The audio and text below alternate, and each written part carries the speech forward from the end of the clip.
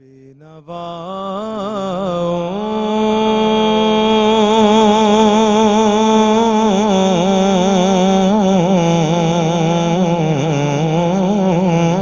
کی نوا سنتا ہے، التجا سب کی خدا سنتا ہے۔ ہم کے بندے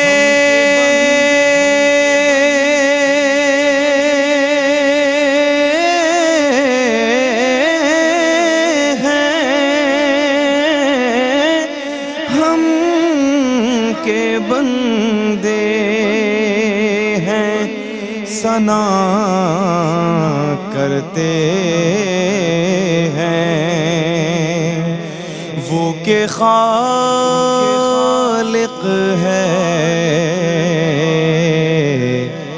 صدا سنتا ہے۔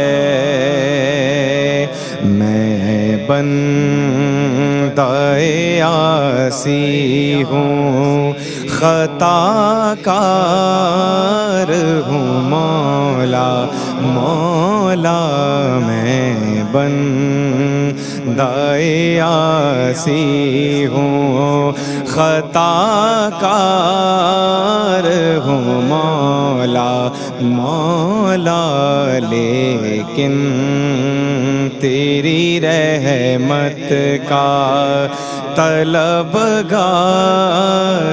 ہوں، مولا مولا لیکن تیری رحمت کا طلبگار ہوں، مولا مولا میں بندہ عاصی ہوں۔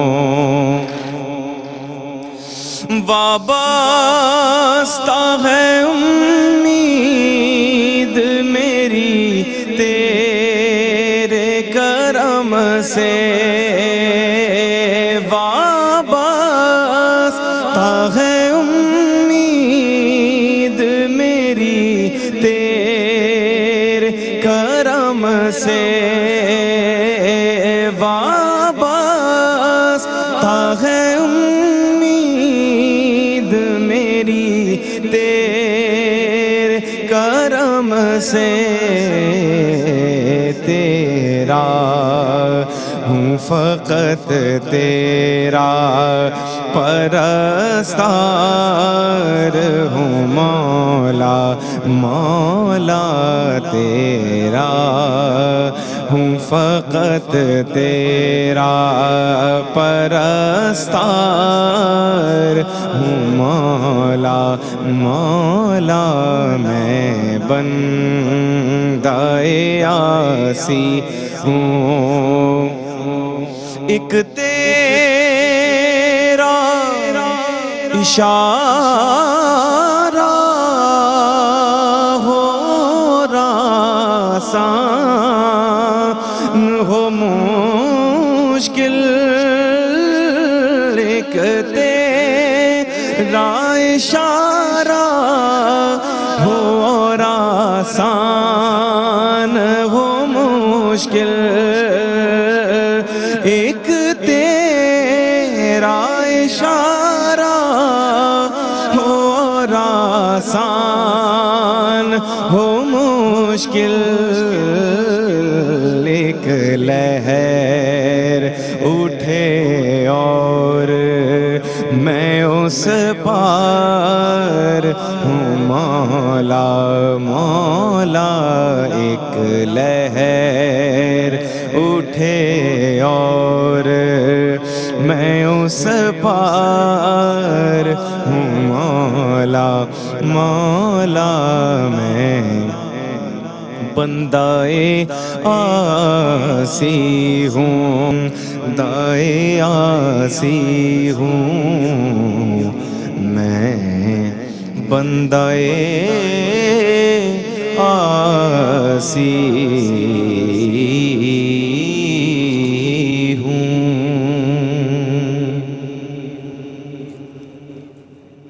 अस्सलाम वालेकुम मोअज़्ज़ज़ ख़वातीन हज़रात, मैं आपका मेज़बान अली रज़ा और आप तमाम मोअज़्ज़ज़ ख़वातीन हज़रात को, तमाम माएँ बहनें बेटियाँ बुज़ुर्ग जो हमारी इस ट्रांसमिशन को देख रहे हैं, उन सब को खुशामदीद। दानियाल शेख के खूबसूरत कलाम से इस ट्रांसमिशन का आगाज़ किया गया। नाज़रीन मोहतरम, आप सबको हम याद दिलाते चलें कि एहसास कुर्बानी 2024 यानी एहसास कुर्बानी अपील 2024 में इस वक्त हम और आप मौजूद हैं। हमारे इस स्टूडियोज़ में नाज़रीन मोहतरम वो आला शख्सियात हमेशा मौजूद रहती हैं कि जिन लोगों के इल्म व फ़ज़ल से कोई ना कोई कहीं ना कहीं फ़ायदा पहुंचता रहे, और इसके अलावा वो लोग होते हैं मौजूद, वो शख्सियात मौजूद होती हैं कि जो टेलीविज़न की चमकती हुई स्क्रीन को मज़ीद दरख्शां कर देती हैं। मैं आपको ये बताता चलूँ कि हमारी इस ट्रांसमिशन में जो मौजूद हैं वो हैं जनाब सैयद हमीद अफसर अशरफी साहब। कैसे हैं अशरफी साहब, आप ठीक हैं? अल्हम्दुलिल्लाह, आपकी ज़िंदगी, सेहत, तंदुरुस्ती, तवानाई बेहतर है? अल्हम्दुलिल्लाह, आपकी दुआएं माशाल्लाह ठीक ठाक। और दानियाल शेख कलाम पेश कर रहे थे। दानियाल, आपका बहुत शुक्रिया। सलामत रहिए, आबाद रहें, खुश रहें आप। और इनके साथ साथ मुफ्ती सैयद ज़ैगम अली गर्देज़ी साहब, आप टेलीविज़न की स्क्रीन से भी इन्हें जानते हैं, पहचानते हैं, और इनके इल्म व फ़ज़ल का कमाल ये है कि जहाँ जिस महफ़िल, जिस ट्रांसमिशन में, जिस तकरीब में होते हैं, कुछ ना कुछ लोगों के लिए ऐसी चीज़ ज़रूर छोड़ के जाते हैं कि जो फ़ायदेमंद हो। ऐसा ही है गर्देज़ी साहब? आपकी ज़रा नवाजी, सलामत रहिए, आप खुश रहें। आप ये मुझे बताइए कि ईद उल अज़हा के बिल्कुल करीब तर हैं हम लोग। ईद उल अज़हा के असल में मनाने का जुज़ क्या है? बिस्मिल्लाहिर्रहमानिर्रहीम, अल्लाहुम्मा सल्ली अला मुहम्मद व अला आलि मुहम्मद व बारिक वसल्लम। बहुत शुक्रिया अली भाई, अल्लाह ताला की ये तौफीक है और उसकी इनायत है कि एक मरतबा फिर हम इस मुक़द्दस त्यौहार को मनाने जा रहे हैं माशाअल्लाह। और ईद का जो एक तसव्वुर इस्लाम ने हमें अता फरमाया, आप सल्लल्लाहु तआला अलैहि वसल्लम की बारगाह में सहाबा इकराम ने अर्ज़ किया ना कि या रसूलल्लाह, हम नौरोज़ और दीगर इस तरह के जो त्यौहार मनाया करते थे और ज़माना जाहिलियत में जो खुशी के अय्याम थे, तो क्या अब हमारे लिए जायज़ है कि हम उन अय्याम को मनाएं और खुशी इस तरह सेलिब्रेट करने की कोशिश करें? तो आप सल्लल्लाहु तआला अलैहि वसल्लम ने फरमाया कि अल्लाह ताला उन अय्याम से बेहतर तुम्हें 2 अय्याम अता फरमाएगा, और उन खुशी के त्यौहारों से बेहतर तुम्हारे लिए खुशी के त्यौहार अता फरमाए। एक ईद उल फितर का है और एक ईद उल अज़हा का है। यानी ये खुशियों का वो मौका है कि जिसमें हम अल्लाह रब्बुल आलमीन की रज़ा हासिल करने के लिए इबादतों का भी एहतमाम करें, ख़ुद अपने तौर पर भी खुशियों का एहतमाम करें, और फिर वो खुशियों का दायरा कार सिर्फ हमारी ज़ात तक महदूद ना हो, बल्कि हकीकी तसव्वुर ये अता फरमाया गया कि वो कुर्बानी के ज़रिए हो या सदका फ़ितर के ज़रिए हो, दोनों त्यौहारों में खुशी का दायरा कार अपनी ज़ात से निकाल कर मुआशरे में उसको फैलाने की कोशिश की जाए। तो इसलिए असल खुशी और इसका असल जो हकीकी मफ़हूम है, तकाज़ा है कि हम जहाँ अपनी ज़ात में मगन होकर पूरी ज़िंदगी खुशियाँ मनाते हैं, मुख्तलिफ़ मौक़े पर इस तरह के खुशी के अय्याम आते हैं, तो कम अज़ कम इन अय्याम में हम खुशियों का दायरा कार उन अफराद तक बढ़ाएं कि जो अपने तौर पर इन खुशियों की जो आसाइशों की चीज़ें उसको हासिल नहीं कर पाते।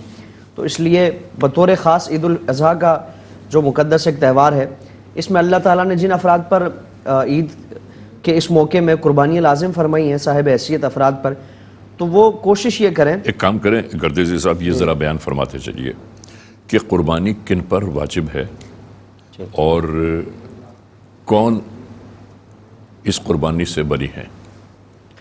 अच्छा, कुर्बानी के वजूब के लिए अली भाई चंद बुनियादी तौर पर शराइत हैं। सबसे पहले तो मुसलमान हो, आकिल हो, बाले हो। आकिल यानी अगर मुसलमान हो, आकिल हो, बाले हो। एक बात तो ये तय हो गई। मजनून है तो उस पर कुर्बानी नहीं है, अगरचे उसके पास माल मौजूद है। मजनून का मतलब कोई दीवाना पागल है जी। अगर उसके पास माल मौजूद भी है तब भी चूँकि अकल उसके लिए लाजिम है। फिर इसी तरह नाबालिग पर कुर्बानी वाजिब नहीं है अगरचे उसके पास माल मौजूद है। फिर इसी तरह मुकीम हो, मुसाफिर अगर हालत सफ़र में कोई शख्स है और अगर उसके पास माल मौजूद भी है तब भी उस पर कुर्बानी वाजिब नहीं है। तो सबसे बुनियादी जो शर्त है कि वो साहिब निसाब हो। یعنی صاحب حیثیت ہونا چاہیے، مالدار ہونا چاہیے، اور اس کی لمٹ جو شریعت مطہرہ نے بیان فرمائی کہ اگر اس کے پاس صرف سونا ہے تو 7.5 تولے سونا مقدار ہے، ٹھیک ہے، صرف چاندی ہے تو 52.5 تولہ چاندی. لیکن چونکہ ہمارے ہاں کچھ سونا اور کچھ پیسے ہوتے ہیں یا کچھ چاندی مخلوط یہ سلسلہ مطلب ہوتا پرائز ہے. بانڈ ہوتے ہیں، جی جی. تو کچھ اب سرٹیفکیٹس مختلف اس ہوتے طرح ہیں. کی چیزیں اگر ہیں تو ان ساری چیزوں کی قیمت کو جمع کر لیں گے. ٹھیک ہے، مثال کے طور پر 1 تولہ سونا ہے، 50,000 روپے سیونگ میں رکھے ہوئے ہیں. صحیح. تو اب ان دونوں کی قیمت کو نکال کر پھر دیکھیں گے کہ چاندی کے نصاب کے برابر اگر مالیت اتنی بنتی ہے تو اب قربانی واجب ہے. پھر اسی طرح زکوٰۃ کے نصاب میں، اور اس میں تھوڑا فرق ہے کہ زکوٰۃ کے لیے سال گزرنا شرط ہوتا ہے. اس میں قربانی کے 3 ایام میں اگر کسی کے پاس اتنا مال آ جاتا ہے اور عید الاضحیٰ کی صبح سے لے کر تیسرے دن غروب آفتاب سے پہلے تک، یعنی 3 دن اور 2 راتیں، تو اگر ان ایام میں، ان 2 راتوں میں اور 3 دنوں میں کسی کے پاس اتنا مال آ جاتا ہے تو اب اس پر قربانی لازم ہے. اور قربانی گھر میں جتنے افراد ہیں اگر صاحب حیثیت تمام ہیں تو تمام پر قربانی یہ لازم ہوگی. ثواب بہت زیادہ ہے، نہ کرنے کا بوال بہت زیادہ ہے. ایسا بھی ممکن ہے نا کہ ایک ذبیحہ ہو، اس کے 7 حصے ہو جائیں اور ان 7 حصوں میں گھر کے 7 افراد شامل ہو جائیں. اچھا، اس میں چھوٹا جو جانور ہوتا ہے وہ ایک بندے کی طرف سے قربانی ہوگی؟ ایک ہی ہوگا وہ. جی. بکرا ہے، دمبا، بھیڑ وغیرہ ہے تو ایک بندے کی طرف سے. گائے، بھینس ہے، اونٹ ہے، یہ 7 افراد کی طرف سے. اس میں 7 افراد شامل ہو سکتے ہیں، چاہے مطلب ایک ذبیحے میں 7 افراد شامل ہو سکتے ہیں، لیکن بکرے میں ایک ہوگا، جی، دمبے میں ایک ہوگا. دمبا، بھیڑ وغیرہ. ناظرین محترم، یہ سب باتیں میں مفتی صاحب سے پوچھ اس لیے رہا ہوں تاکہ جو آپ سب بڑے جتنے بھی لوگ ہیں، بزرگ ہیں جتنے، سب جانتے ہیں ان معاملات کو، لیکن ہماری جو نسلیں چھوٹی نسلیں پروان چڑھ رہی ہیں ان کو یہ سارے مسائل، یہ معاملات پتہ ہونا چاہیے. احساس کی اجتماعی قربانیوں کے سلسلے میں ہماری یہ ٹرانسمیشن آج بھی جاری و ساری ہے. ناظرین، میں ایک بات یاد دلاتا چلوں کہ برسہ برس بیت گئے ہیں. احساس کی ان ٹرانسمیشنز کو کرتے ہوئے میں ہمیشہ ایک بات کہتا ہوں، آپ تمام معزز خواتین و حضرات سے میرا ایک پیغام ضرور ہوتا ہے، اور وہ پیغام یہ ہوتا ہے کہ اجتماعی قربانیوں کا فائدہ یہ ہے کہ ثواب کا ثواب اور فائدے کا فائدہ. یعنی آپ نے اللہ کی راہ میں ذبیحہ پیش کیا، اللہ کی راہ میں قربانی پیش کی، اللہ کی راہ میں آپ نے کسی بھی بڑے جانور میں حصہ بھی اگر لیا ہے تو آپ کی وہ قربانی پوری ہوئی. اس کے بعد ان ذبیحوں سے، ان قربانیوں سے جو گوشت حاصل ہوتا ہے، ناظرین محترم، وہ گوشت خاص طور سے ان ضرورت مند افراد کے گھروں تک پہنچایا جاتا ہے، ان لوگوں کے دروازوں تک پہنچایا جاتا ہے کہ جو، کیسی عجیب بات ہے کہ سال کے 11 مہینے گوشت جیسی نعمت کو نہ چکھ سکتے ہیں، نہ کھا سکتے ہیں، نہ استعمال کر سکتے ہیں. کیونکہ غربت ان کے دروازے پر، ان کی چوکھٹ سے اس طرح چپٹی ہوئی ہے کہ جہاں پر پانی کی بوند نہ ہو، جہاں خوراک کے معاملات دگرگوں ہوں، وہاں پر آدمی گوشت یا اور اس سے بہتر کوئی قسم کی چیز کھانے کے لیے سوچ بھی نہیں سکتا. ناظرین، بس یوں کہیے کہ غریب کی زندگی بھی کیا زندگی ہے کہ مشکلیں، پریشانیاں، دکھ، تکالیف، اذیتیں، ایذائیں جس کی زندگی کے ساتھ لپٹی ہوئی ہوں، اور جو اپنی زندگی بھر یہی کوشش کرتا رہے کہ اس کی یہ مسائل، پریشانیاں، دکھ، تکالیف کم ہو جائیں. سوال پیدا یہ ہوتا ہے کہ لوگ یہ کہتے ہیں کہ اللہ کی مرضی، اللہ نے جس کو دیا، اللہ کی مرضی، اللہ نے جس کو نہیں دیا.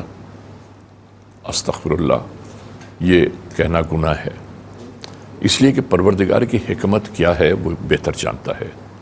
پروردگار کسی کو موج بے قرار کی طرح نوازتا ہے، بے بہا نوازتا ہے، اور کسی کو بارش کی چند بوندوں کی طرح دیتا ہے. اب اس میں حکمت کیا ہے؟ حکمت تو مالک کائنات ہی بہتر جانتا ہے. لیکن ہاں، ان ساری باتوں کے باوجود پروردگار عالم کو وہ لوگ بہت زیادہ پسند ہیں کہ جو اس کی مخلوق سے دلجوئی کرتے ہیں، اس کی مخلوق کا सहारा बनते हैं। और वैसे भी नाजरीन, सोचने की बात है कि जो दुख में, तकालीफ, परेशानियों में हो, उसके कंधे पर कोई हाथ रख के सिर्फ इतना सा कह दे कि परेशान ना हो, मैं तुम्हारे साथ खड़ा हूँ, ये बहुत बड़े हौसले और हिम्मत की बात होती है। और हम मुसलमान हैं, एक खुदा, एक कुरान, एक नबी अकरम सल्लल्लाहु अलैहि वसल्लम के मानने वाले हैं, उन्हीं के पैरोकार हैं, उन्हीं की सुन्नत पर अमल करना चाहते हैं। और फिर हर मुसलमान मोमिन की एक ही ख्वाहिश होती है कि ए आक़ाए दो जहां सरकार मौज़म सल्लल्लाहु अलैहि वसल्लम हमारी शफ़ाअत अता फरमा दीजिएगा। हम सबको, हमें, आपको, दुनिया के हर फ़र्द को ये सोचना चाहिए कि अपनी शफ़ाअत की भीख जिनसे हम मांग रहे हैं, हमने उनके लिए अपनी शफ़ाअत हासिल करने के लिए कौन से ऐसे कारहाय नुमायाँ अंजाम दिए हैं। बस इतनी सी बात याद रखने की है। करो मेहरबानी तुम अहले ज़मी पर, करो मेहरबानी तुम अहले ज़मी पर, खुदा मेहरबान होगा अर्श बनी पर। और दुनिया में नेकी, भलाई सिर्फ ये है कि आप नेकी करते चले जाइए। और नेकी भी वो है नाजरीन कि जिसके साथ आप नेकी करें, उस ज़ात से आपको ये उम्मीद नहीं होनी चाहिए कि कल आपको उससे कोई फ़ायदा होगा। वो तो हुई नेकी। नेकी इसलिए कहते हैं नेकी करें और भूल जाएं। और नेकी का सिला देने वाला वो मालिक कुल, मालिक कायनात है, वो बादशाहों का बादशाह, शहनशाहों का शहनशाह है कि जिसने इस कायनात को तख्लीक किया है, इस कायनात को ज़िंदगी दी है। हमारी आपकी ज़िंदगियाँ जिसके पास महफूज हैं, हम और आप इस दुनिया में जब आए हैं, तो इस दुनिया में आने के बाद जो हमने आँख खोली है, तो नाजरीन वो आँख एक ना एक दिन बंद ज़रूर होगी। और यही हकीकत, ईमानदारी, सच्चाई की बात है। वक्त के बेरहम हाथों अक्सर इंसान ऐसा खिलौना बनता है कि उसको समझ ही नहीं आता कि वो दुनिया में आया क्यों है। और दुनिया में आने का मकसद जिस शख्स ने हासिल, इस दुनिया में आने का मकसद जिस शख्स ने हासिल कर लिया, उस शख्स की ज़िंदगी बागो बहार हो गई। इस दुनिया में आने का मकसद कहीं ना कहीं, कोई ना कोई, किसी न किसी का होगा ज़रूर। परवरदिगार ने इस कायनात में जितने जी रूह बनाए हैं, भेजे हैं, उन सब का कहीं ना कहीं कोई ना कोई काम ज़रूर है। और हम अगर अशरफुल मखलूक कहलाते हैं, तो हमने ऐसे क्या कारहाय नुमायाँ अंजाम दिए हैं, या देने वाले हैं, या देने हैं हमको। ज़िंदगी आमद बराए बंदगी, ज़िंदगी आमद बराए बंदगी, ज़िंदगी बेबंदगी शर्मिंदगी। कि इस दुनिया में ज़िंदगी हासिल की, ज़िंदगी पाई, और उसके बावजूद हम बंदगी अल्लाह की न कर सके, तो उस ज़िंदगी का कोई फ़ायदा नहीं है।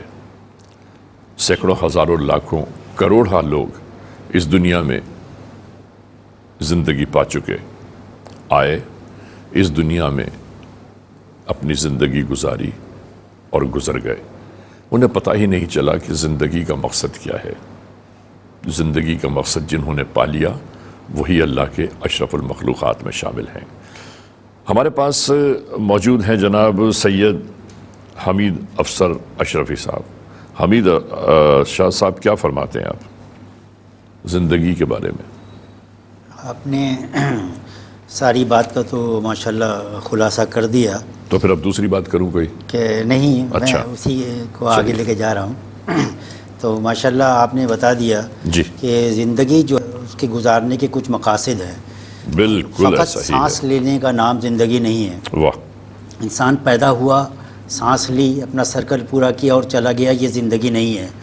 बल्कि हमें ये देखना है कि ज़िंदगी है क्या है। ज़िंदगी का मकसद औरों के काम आना। बिल्कुल ऐसा ही है। ख़ास तौर पर बहैसियत मुसलमान हमें ये सोचना चाहिए हाँ। कि जब अल्लाह तबारक व तआला ने हमें ये ज़िंदगी दी है, तो हमें उसके हुक्म के ताबे होकर ये ज़िंदगी को बसर करनी है।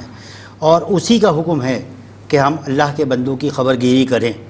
देखें, अपनी ज़ात के लिए तो हर शख्स जीता है, रोटी खाता है, लेकिन ज़िंदगी असल में यही है کہ دوسروں کا وہ احساس کرے. جیسا کہ اس وقت ہم یہ احساس کے پروگرام میں بیٹھے ہیں, خاص طور پر اس کا نام ہی بہت ہی اچھا ہے. احساس کا مطلب یہی ہوتا ہے کہ انسانوں اور جانوروں میں فرق ہی اس چیز کا ہے کہ انسان کے اندر احساس کا جذبہ موجود ہے. اور الحمدللہ اس احساس کے پلیٹ فارم سے بندگان خدا کی خدمت کی جا رہی ہے. طول و عرض میں پورے سال احساس فاؤنڈیشن کے تحت غریبوں کی امداد کی جاتی ہے. صرف قربانی کا موقع ایسا نہیں ہے, قربانی کے موقع کے اوپر تو بہرحال گوشت عام تک پہنچایا جاتا ہے. ابھی دیکھیں ہم لوگوں نے ایک ایسا پلیٹ فارم یہاں مہیا کیا ہے جس سے طول و عرض میں رہنے والے جو ہے وہ گوشت بھی پا سکتے ہیں, اور دور دراز رہنے والوں جن کو یہ ماحول میسر نہیں ہے, قربانی میں تقسیم کا ان کو سلسلہ نہیں آتا, ان کو اس چیز کا تجربہ نہیں ہے, وہ کس طریقے سے قربانی کا گوشت آگے تقسیم کریں گے.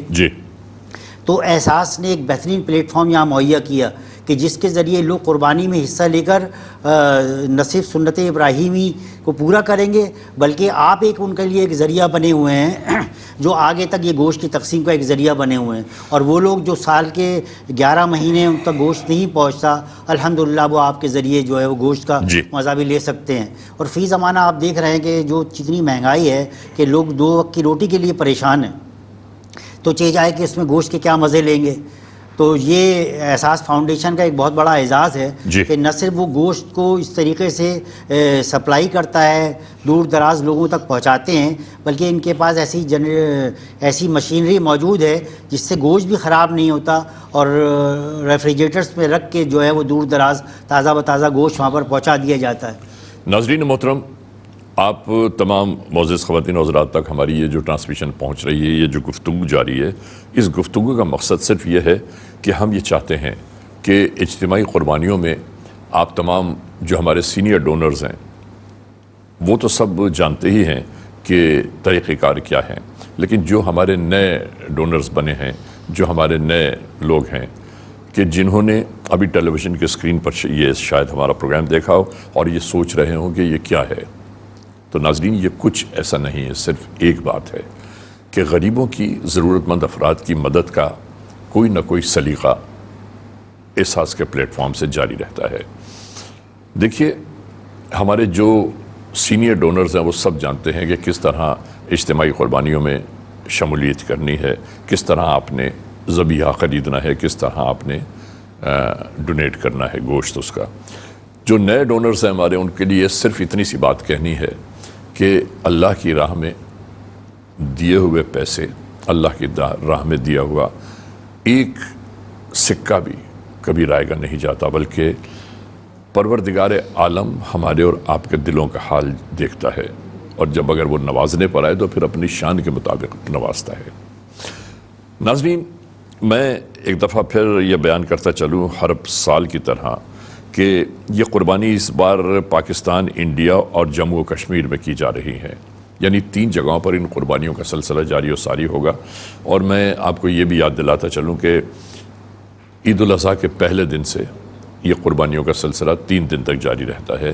اور جیسے آپ نے بک کرایا ہے اپنا جانور اور آپ نے شیئر حاصل کیا ہے, یا آپ نے بکرا خرید کے اسی احساس کو دے دیا کہ یہ اس کا گوشت ذبح کے بعد غریبوں میں تقسیم کر دیا جائے, تو اس سے پہلے جب قربانی کا سلسلہ آتا ہے, قربانی کا مرحلہ آتا ہے, تو ناظرین محترم آپ لوگوں کو جو بار کوڈ دیے جاتے ہیں, کوڈ نمبر جو دیے جاتے ہیں آپ کے نام کے ساتھ, آپ کے علاقے کے ساتھ, آپ کے ملک کے ساتھ, آپ کے شہر کے ساتھ, وہ ساری چیزیں ٹیلی ویژن کی اسکرین پر صبح عید الاضحیٰ سے شروع ہو جاتی ہیں کہ کس کس کی جانب سے کون کون سے جانور قربانی کے لیے پیش کیے گئے اور انہوں نے یہ جانور قربانی کے لیے کہاں پیش کروائے ہیں.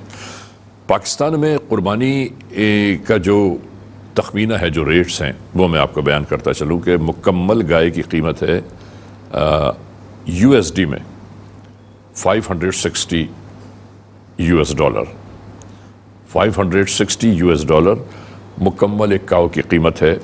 اور گائے میں اگر آپ شیئر چاہتے ہیں کہ آپ کا شیئر ہو جائے, آپ شیئر لینا چاہتے ہیں, تو یاد رکھیے ابھی مفتی صاحب نے جیسے بتایا کہ ایک گائے میں 7 حصے ہو سکتے ہیں, اور ایک حصے کی یہاں پر جو قیمت تخمینہ لگایا گیا ہے وہ ہے $80. $80 کے بعد بکرے کی قیمت ہے $175، یعنی بکرے میں ایک ہی قربانی شخص کی پیش کی جا سکتی ہے اور ایک بکرے کی قیمت ہے $175۔ یہ پاکستان میں قربانی کے ریٹس تھے۔ اب یہی ریٹس اگر انڈیا میں قربانی جو کی جا رہی ہیں، ان قربانیوں میں اگر انڈیا میں آپ کرتے ہیں تو مکمل بڑے جانور کی قیمت بنتی ہے تقریباً $259، اور بڑے جانور میں حصہ جو ہے وہ ہے ٹوٹل $37 کا، یعنی آپ سوچئے $37 میں آپ ایک بڑے جانور کا حصہ لے سکتے ہیں۔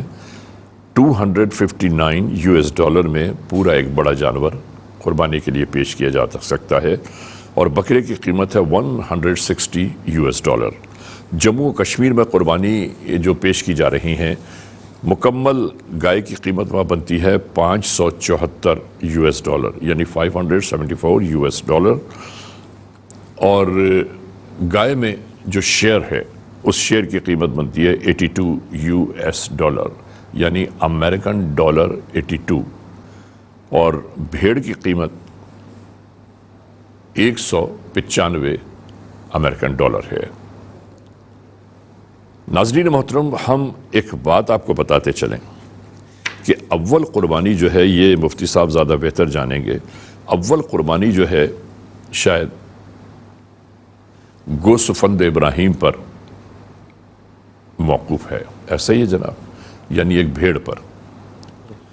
اگر بھیڑ دستیاب نہ ہو تو اس بھیڑ کی شکل سے ملتا جلتا جانور، جس میں بکرا بھی ہے، جس میں اونٹ بھی ہے، جس میں گائے بھی ہے، ایسا ہی ہے مفتی صاحب یا کوئی اور تبدیلی ہے؟ جی جی، یہ سارے جانور بھیڑ کی صورت میں دمبا ہے، بکری ہے، یہ اسی کی قسم میں شامل ہے، اور باقی گائے ہے۔ اگر بھیڑ نہ دستیاب، افضل یہی ہے کہ بھیڑ کی قربانی کی جائے، جو حضرت ابراہیم علیہ السلام کی قربانی کے بدلے میں اللہ تعالیٰ کی طرف سے نازل فرمائی گئی۔ میں یہی چاہتا تھا کہ آپ اس کے اوپر بھی گفتگو فرمائیں۔ اور اگر یہ جانور میسر نہ ہو تو پھر بکری ہے یا دمبا ہے، اس کی شکل سے ملتا جلتا جانور ہو۔ جی، اور پھر اسی طرح بڑے جانور ہیں تو اس میں پھر 7 حصے اس میں شامل ہو سکتے ہیں۔ آپ صلی اللہ تعالیٰ علیہ وآلہ وسلم نے بھی جو دمبے کی قربانی فرمائی، اور پھر اسی طرح اونٹ کی بھی آپ صلی اللہ تعالیٰ علیہ وسلم نے قربانی فرمائی، بلکہ قربانی کا جو عمل اللہ کی بارگاہ میں اور اللہ کے رسول کی بارگاہ میں اتنا پسندیدہ عمل ہے کہ آپ صلی اللہ تعالیٰ علیہ وآلہ وسلم ہجرت کے بعد، حضور مدینہ طیبہ تشریف لائے، 10 سال حضور نے قیام فرمایا، تو کوئی سال آپ صلی اللہ تعالیٰ علیہ وسلم نے قربانی کو ترک نہیں فرمایا، یعنی پورے 10 سال تسلسل کے ساتھ آپ صلی اللہ تعالیٰ علیہ وسلم نے قربانی فرمائی۔ جب کسی نے پوچھا کہ یا رسول اللہ صلی اللہ علیہ وسلم یہ قربانی کیا ہے، تو آپ نے کیا فرمایا؟ تو آپ صلی اللہ تعالیٰ علیہ وسلم نے وہ نسبت کا تذکرہ فرمایا نا کہ سنت ابیکم ابراہیم، کہ تمہارے والد حضرت ابراہیم علیہ السلام کی سنت ہے۔ واہ! پھر عرض کیا رسول اللہ اس میں ہمارے لیے ثواب کیا ہے؟ تو آپ صلی اللہ تعالیٰ علیہ وسلم نے فرمایا کہ ہر بال کے بدلے میں ایک نیکی ہے۔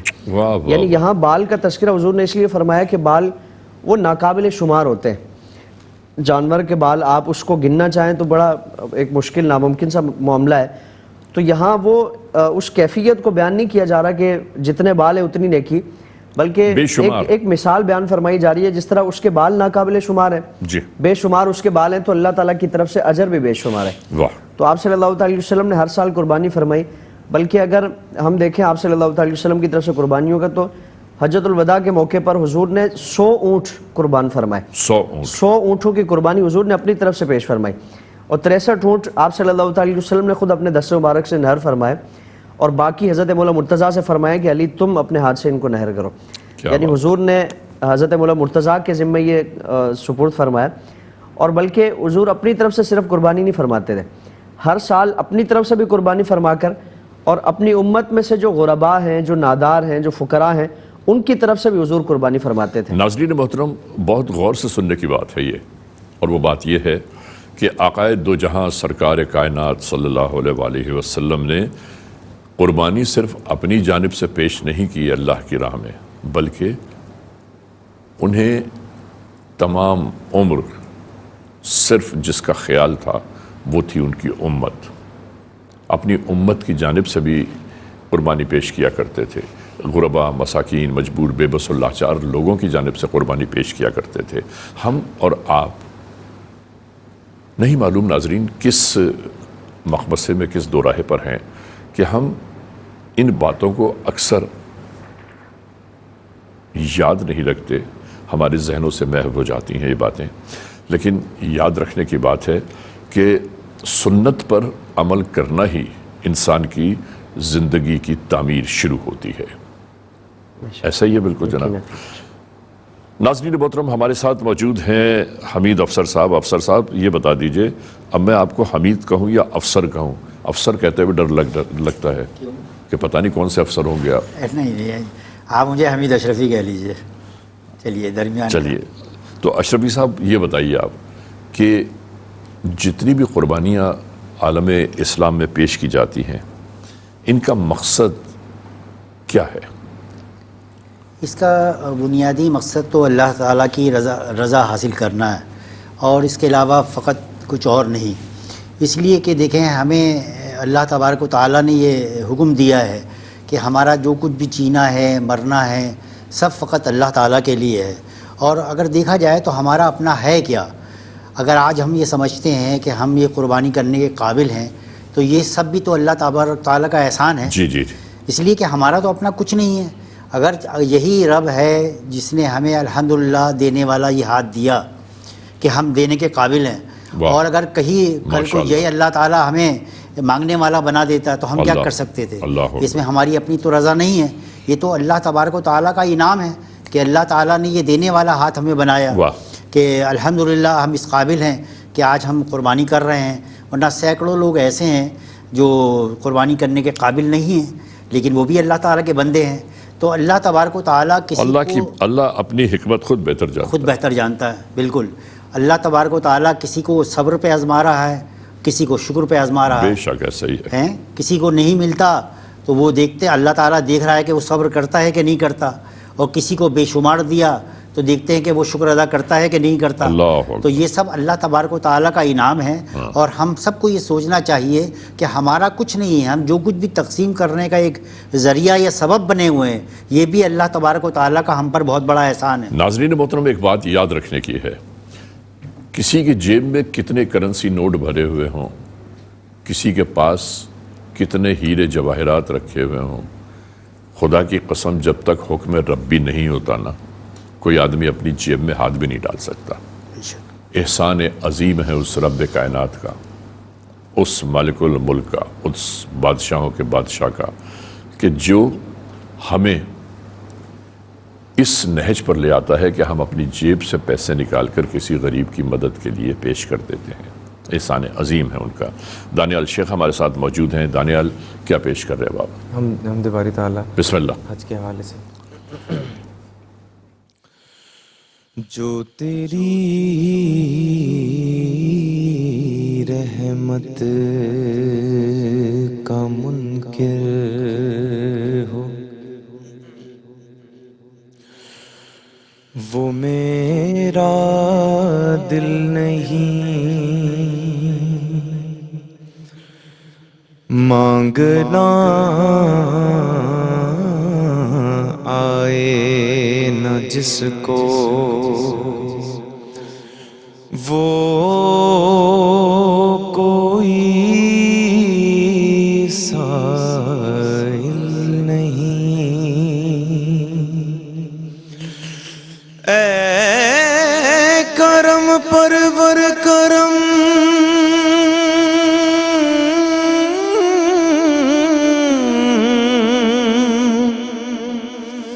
میرے گناہوں پر نہ جا،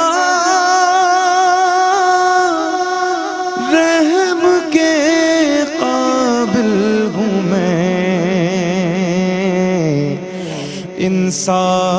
انصاف کے قابل نہیں۔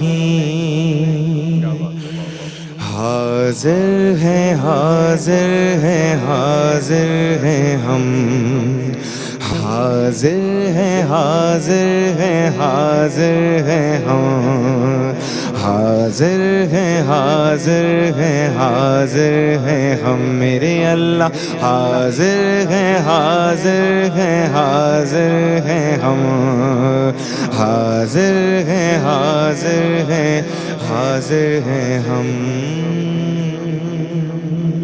ماشاءاللہ دانیال شیخ سلامت رہیے، آباد رہیں، خوش رہیں.